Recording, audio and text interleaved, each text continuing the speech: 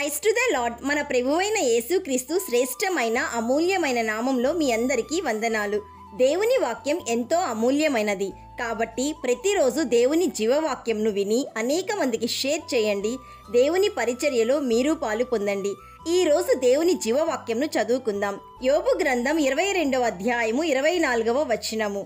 మంటిలో నీ బంగారమును ఏటి రాళ్లలో ఒఫీరు సువర్ణమును పారవేయుము. Job chapter 22 verse 24. Consign your gold to the dust and the gold of Ophir to the stones of ravines.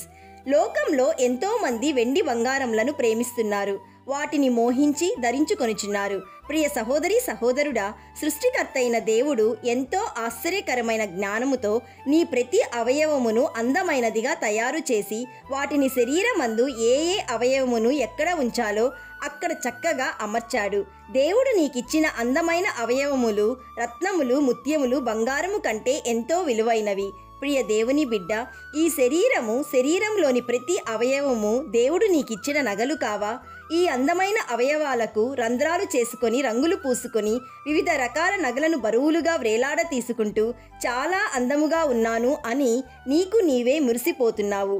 ఇది దేవుని బిడ్డలకు మంచి లక్షణమా?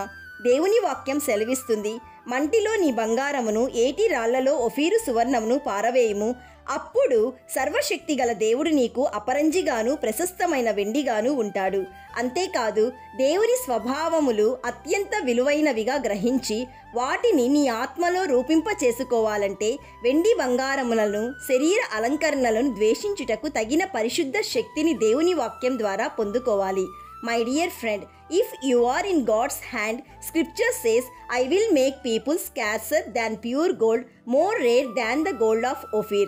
ప్రియ విశ్వాసి, నీవు నేను మనందరము దేవుని దృష్టికిని ఆయన కుమారుడైన ప్రభు దృష్టికిని అందముగా కనబడినట్లు పరిశుద్ధ స్వభావములను అలంకరించుకోవాలి. దేవుని దృష్టికి అసహ్యమైన బాహ్య అలంకరణలను ద్వేషించాలి.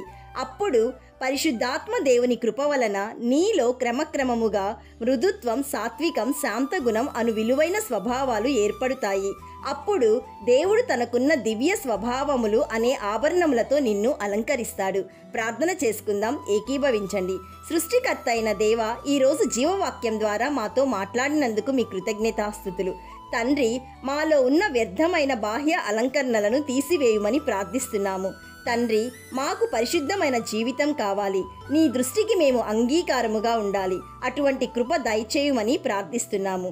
తండ్రి, నీ యందు విశ్వాసంలో ఎదుగుతున్న మేమందరము అమూల్యమైన సత్యమును, పరిశుద్ధతను ధరించుకొని యోగ్యులుగా ఉండుటకు సహాయమును దయచేయుమని పరిశుద్ధుడైన యేసయ్య నామంలో అడుగుచున్నాము తండ్రి.